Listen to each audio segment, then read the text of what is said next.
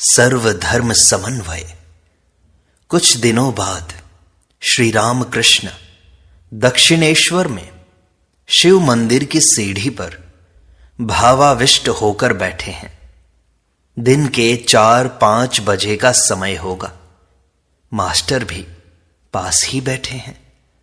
थोड़ी देर पहले श्री राम कृष्ण उनके कमरे के फर्श पर जो बिस्तर बिछाया गया है उस पर विश्राम कर रहे थे।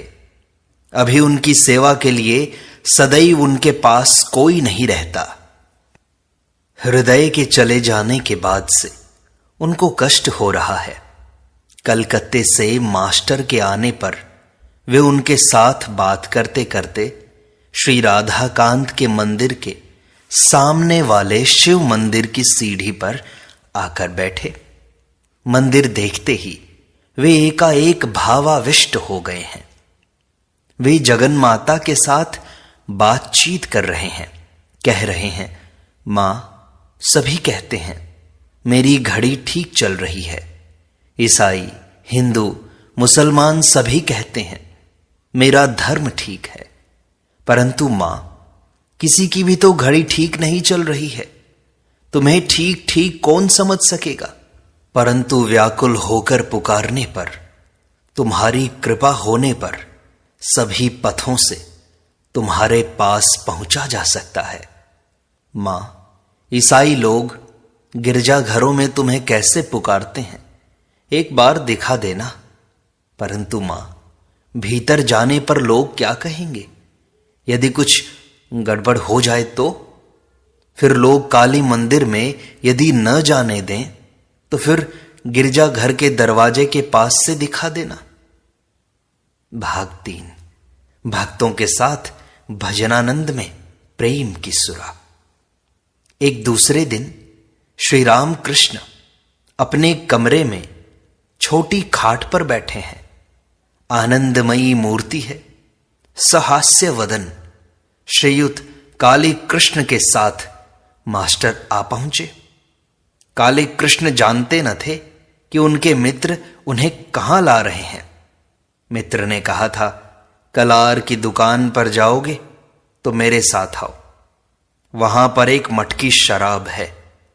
मास्टर ने अपने मित्र से जो कुछ कहा था, प्रणाम करने के बाद श्री राम कृष्ण को सब कह सुनाया। वे सभी हंसने लगे। वे बोले, भजनानंद, ब्रह्मानंद, यह आनंद ही तो सुरा है, प्रेम की सुरा। मानव जीवन का उद्देश्य है ईश्वर से प्रेम, ईश्वर से प्यार करना। भक्ति ही सार है।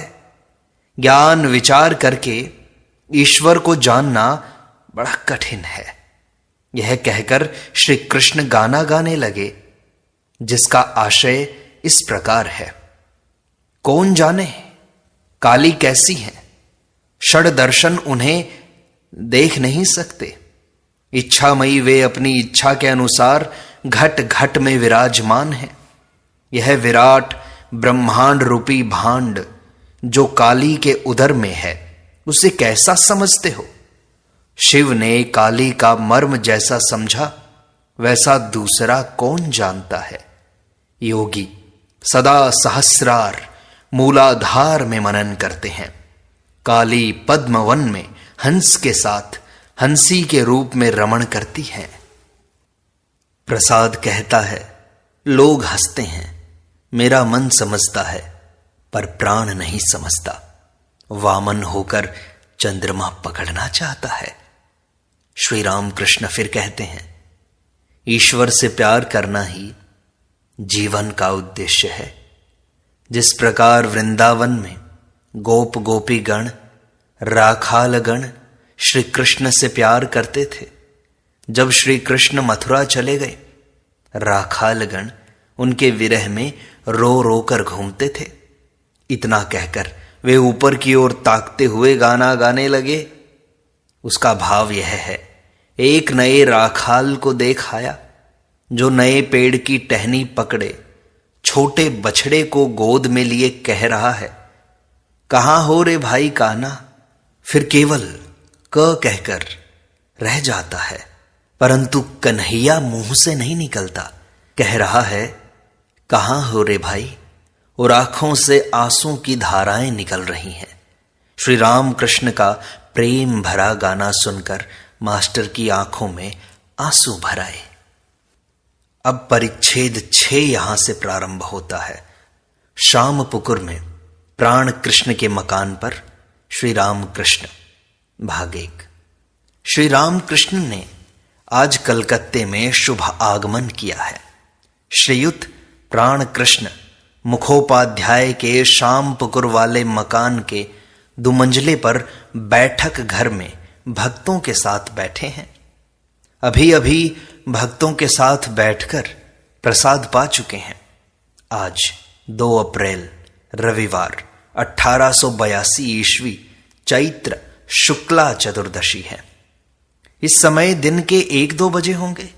कप्तान उसी मोहल्ले में रहते हैं। श्री राम कृष्ण की इच्छा है कि इस मकान में विश्राम करने के बाद कप्तान के घर होकर उनसे मिलकर कमल कुटीर नामक मकान में श्री केशव सेन को देखने जाएं। प्राण कृष्ण बैठक घर में बैठे हैं। राम, मनोहर, केदार, सुरेंद्र, गिरीन्द्र, राखाल, बलराम, मास्टर इत्यादि भक्तगण उपस्थित हैं। मोहल्ले के कुछ सज्जन तथा अन्य दूसरे निमंत्रित व्यक्ति भी आए हैं। श्री राम कृष्ण क्या कहते हैं, यह सुनने के लिए सभी उत्सुक होकर बैठे हैं। श्री राम कृष्ण कह रहे हैं, ईश्वर और उनका ऐश्वर्य है। यह जगत उनका ऐश्वर्य है, परंतु ऐश्वर्य देखकर ही सब लोग भूल जाते हैं।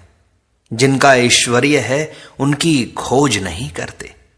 कामिनी कांचन का भोग करने सभी जाते हैं, परंतु उसमें दुख और अशांति ही अधिक है। संसार मानो विशालाक्षी नदी का भंवर है। नाव भंवर में पड़ने पर फिर उसका बचना कठिन है। गुखरू कांटे की तरह एक छूटता है तो दूसरा जकड़ जाता है। गोरख धंधे में एक बार घुसने पर निकलना बड़ा कठिन है। मानो मनुष्य जल सा जाता है। एक भक्त कहता है कि महाराज फिर उपाय क्या है? श्री राम कृष्ण कहते हैं, उपाय है साधु संग और प्रार्थना। वैद्य के पास गए बिना रोग ठीक नहीं होता। साधु संग एक ही दिन करने से कुछ नहीं होता, सदा ही आवश्यक है। रोग लगा ही है, फिर वैद्य के पास बिना रहे नाड़ी ज्ञान नहीं होता।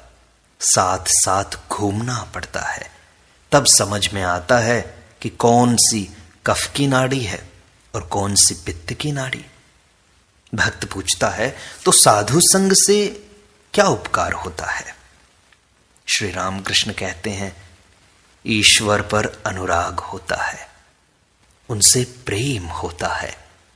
व्याकुलता न आने से कुछ भी नहीं होता।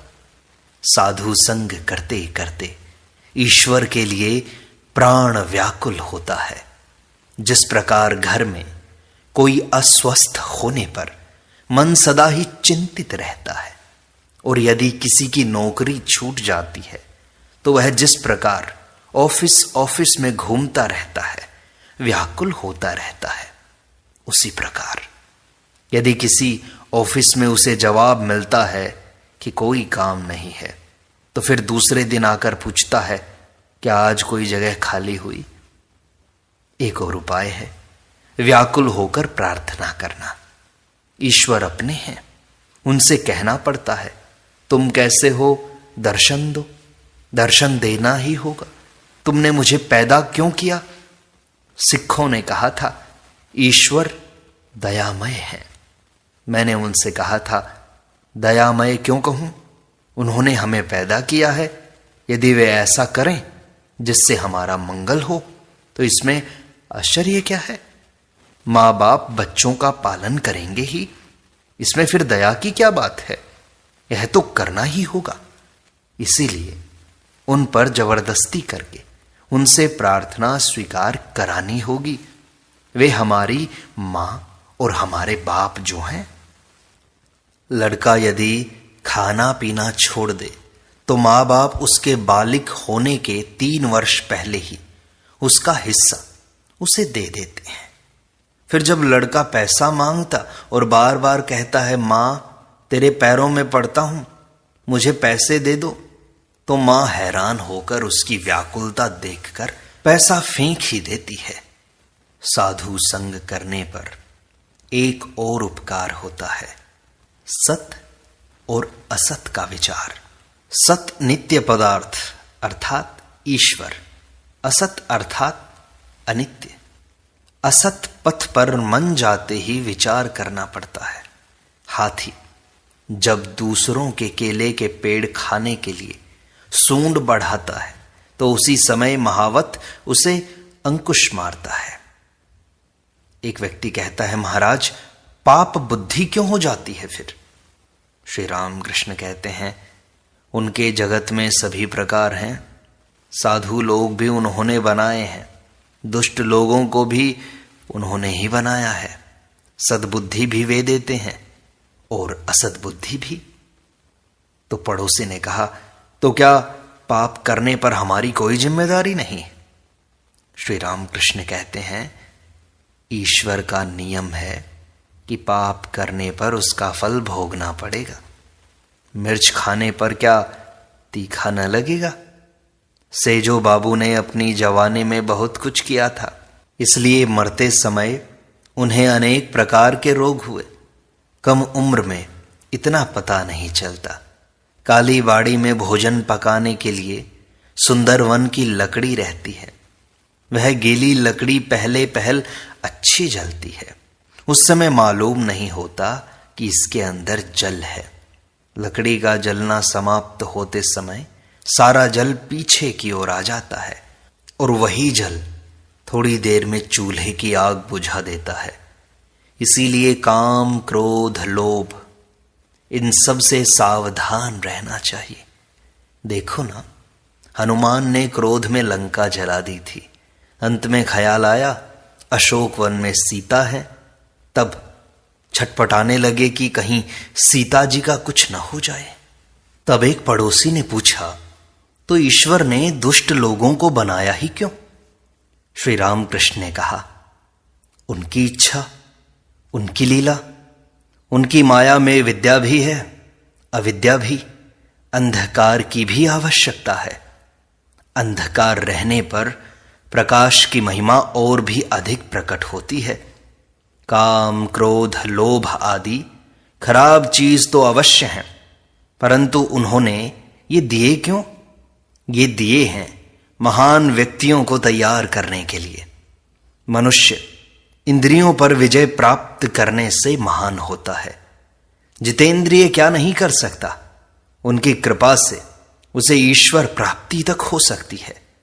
फिर दूसरी ओर देखो, काम से उनकी सृष्टि की लीला चल रही है। दुष्ट लोगों की भी आवश्यकता है। एक गांव के लोग बहुत उद्दंड हो गए थे। उस समय वहां गोलोक चौधरी को भेज दिया गया। उसके नाम से लोग कांपने लगे, इतना कठोर शासन था उसका। अतएव अच्छे बुरे सभी तरह के लोग चाहिए। सीता जी बोली, राम, अयोध्या में यदि सभी सुंदर महल होते तो कैसा अच्छा होता। मैं देख रही हूं अनेक मकान टूटे हुए हैं, कुछ तो पुराने हो गए हैं। श्री राम बोले, सीता, यदि सभी मकान सुंदर हों तो मिस्त्री लोग क्या करेंगे? उस समय सभी हंस पड़े। ईश्वर ने सभी प्रकार के पदार्थ बनाए हैं, अच्छे पेड़, विषैले पेड़ और व्यर्थ के पौधे भी। जानवरों में भले बुरे सभी हैं, बाघ, शेर, सांप सभी हैं। पड़ोसी ने कहा, महाराज जी, संसार में रहकर क्या भगवान को प्राप्त किया जा सकता है? श्री राम कृष्ण कहते हैं, अवश्य किया जा सकता है, परंतु जैसा कहा, साधु संग और सदा प्रार्थना करनी पड़ती है। उनके पास रोना चाहिए। मन का सभी मैल धुल जाने पर उनका दर्शन होता है। मन मानो मिट्टी से लिपटी हुई एक लोहे की सुई है, ईश्वर है चुंबक। मिट्टी रहते चुंबक के साथ संयोग नहीं होता। रोते रोते सुई की मिट्टी धुल जाती है। सुई की मिट्टी अर्थात काम, क्रोध, लोभ, पाप बुद्धि, विषय बुद्धि आदि। मिट्टी धुल जाने पर सुई को चुंबक खींच लेगा, अर्थात ईश्वर दर्शन होगा। चित्त शुद्धि होने पर ही उनकी प्राप्ति होती है। ज्वर चढ़ा है, शरीर मानो भुन रहा है, इसमें कुनैन से क्या काम होगा? संसार में ईश्वर लाभ होगा क्यों नहीं? वही साधु संग, रो रो कर प्रार्थना, बीच बीच में निर्जन निवास, चारों ओर कटघरा लगाए बिना रास्ते के पौधों को गाय बकरियां खा जाती हैं। पड़ोसी कहता है, तो फिर जो लोग संसार में हैं उनकी भी मुक्ति होगी क्या? श्री रामकृष्ण कहते हैं, सभी की मुक्ति होगी, परंतु गुरु के उपदेश के अनुसार चलना पड़ता है। टेढ़े रास्ते से जाने पर फिर सीधे रास्ते पर आने में कष्ट होगा।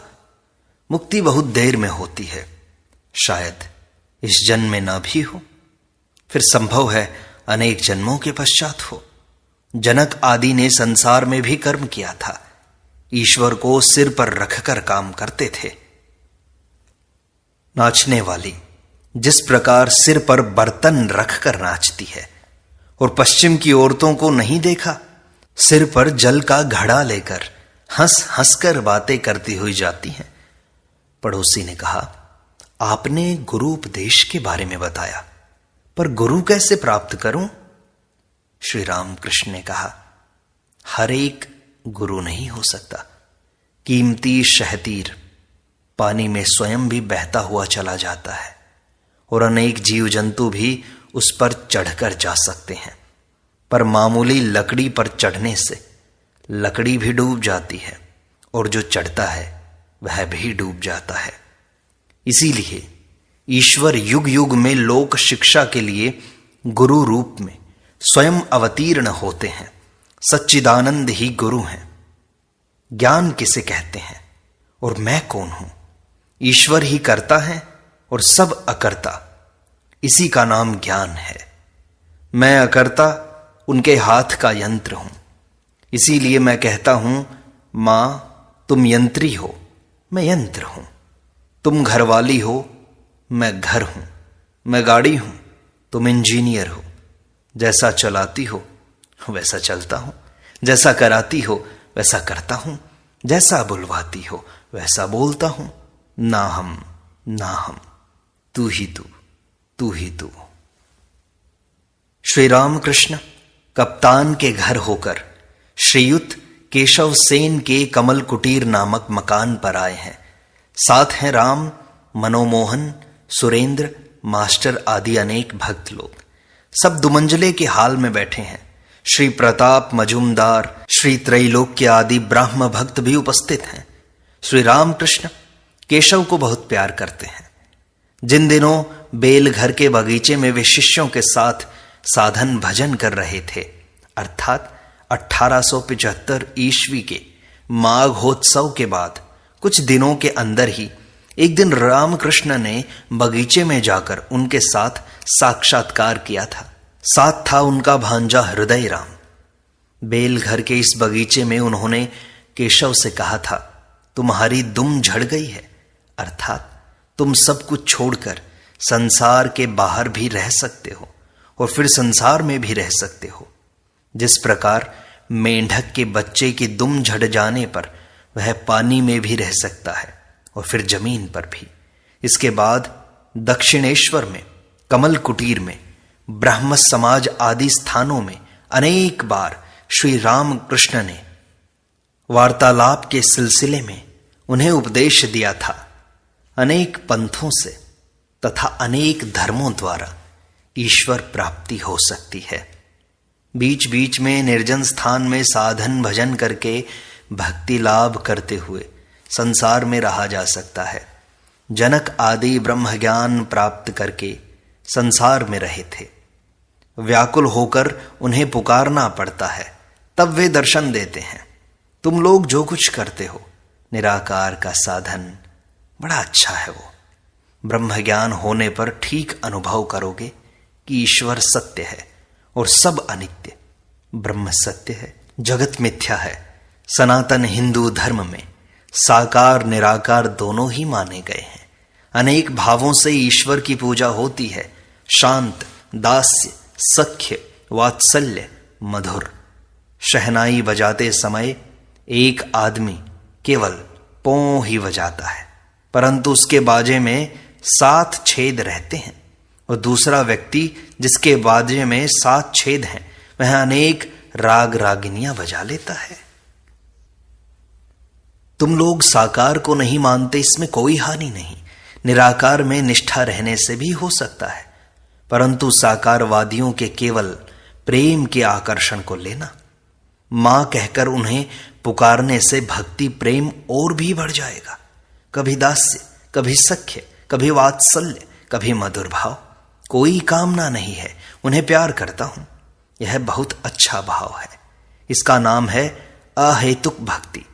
रुपया, पैसा, मान, इज्जत कुछ भी नहीं चाहता हूं। चाहता हूं केवल तुम्हारे चरण कमलों में भक्ति। वेद, पुराण, तंत्र में एक ईश्वर की बात ही तो है और उनकी लीला की बात। ज्ञान भक्ति दोनों ही है। संसार में दासी की तरह रहो। दासी सब काम करती है, पर उसका मन रहता है अपने घर में। मालिक के बच्चों को पालती पोसती है, कहती है मेरा हरि, मेरा राम, परंतु खूब जानती है लड़का उसका नहीं है। तुम लोग जो निर्जन में साधना करते हो, यह बहुत अच्छा है, उनकी कृपा होगी। जनक राजा ने निर्जन में कितनी साधना की थी। साधना करने पर ही तो संसार में निर्लिप्त होना संभव है। तुम लोग भाषण देते हो सभी प्रकार के उपकार के लिए, परंतु ईश्वर को प्राप्त करने के बाद तथा उनके दर्शन प्राप्त कर चुकने के बाद ही भाषण देने से उपकार होता है। उनका आदेश न पाकर दूसरों को शिक्षा देने से उपकार नहीं होता। ईश्वर को प्राप्त किए बिना उनका आदेश नहीं मिलता। ईश्वर के प्राप्त होने का लक्षण है मनुष्य बालक की तरह, जड़ की तरह, उन्माद वाले की तरह, पिशाच की तरह हो जाता है। जैसे शुकदेव आदि, चैतन्य देव कभी बालक की तरह, कभी उन्मत्त की तरह नृत्य करते थे, हंसते थे, रोते थे, नाचते थे, गाते थे। पूरी धाम में जब थे तब बहुधा जड़ समाधि में रहते थे। इस प्रकार सत्संग का, श्री राम कृष्ण वचनामृत का यह भाग संपूर्णता को प्राप्त होता है। शेष अगले अंक में।